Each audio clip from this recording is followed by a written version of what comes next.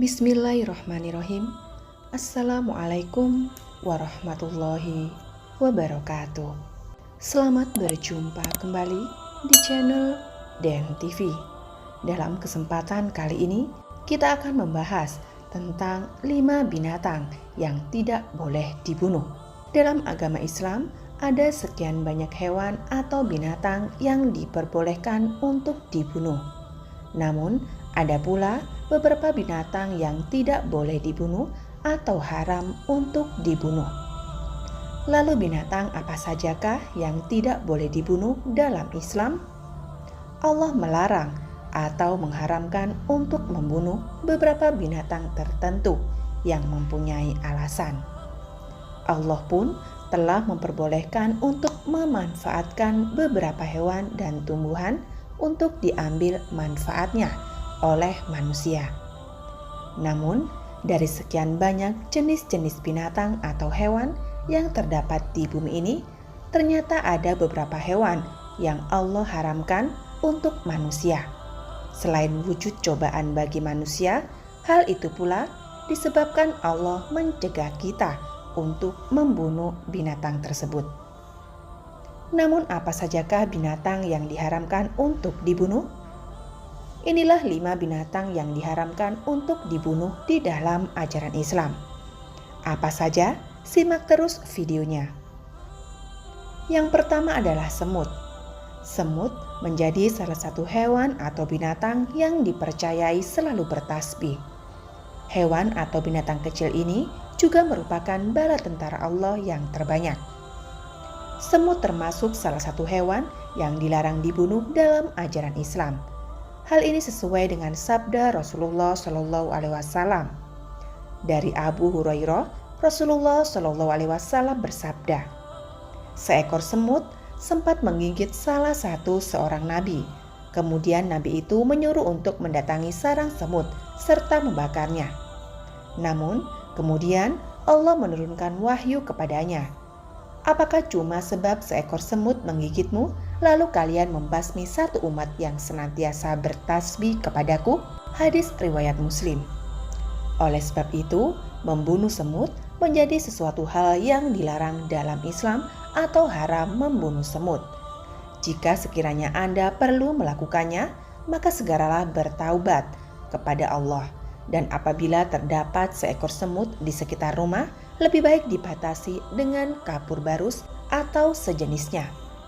Mudah-mudahan semut yang mengganggu di sekitar rumahmu pergi dengan atas izin Allah tanpa harus membunuh semut tersebut.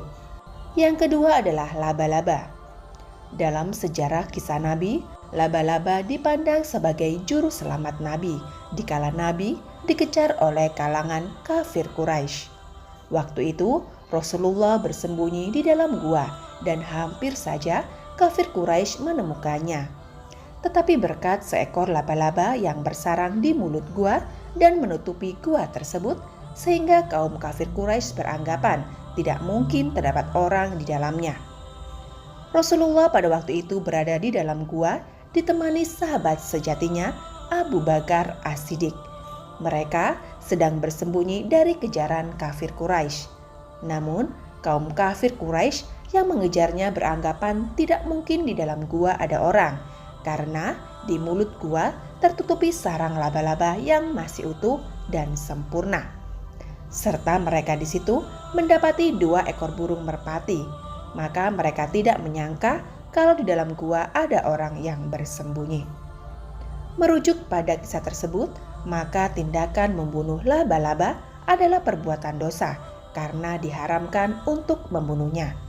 Jika Anda pernah membunuh laba-laba, maka segeralah bertaubat. Yang ketiga adalah lebah. Lebah adalah binatang atau hewan yang istimewa dalam Islam. Apalagi secara harfiah, lebah dijadikan nama surat dalam Al-Quran, yakni surat An-Nahl, yang artinya adalah lebah. Selain itu pula, banyak pelajaran yang dapat dipetik dari kehidupan lebah. Begitu juga dari segi manfaat. Lebah yang dikenal sebagai hewan penghasil madu sangat banyak mempunyai manfaat untuk kesehatan. Mayoritas ulama mengatakan hukum lebah selevel dengan semut, dengan landasan hadis di atas, yaitu tidak boleh membunuhnya.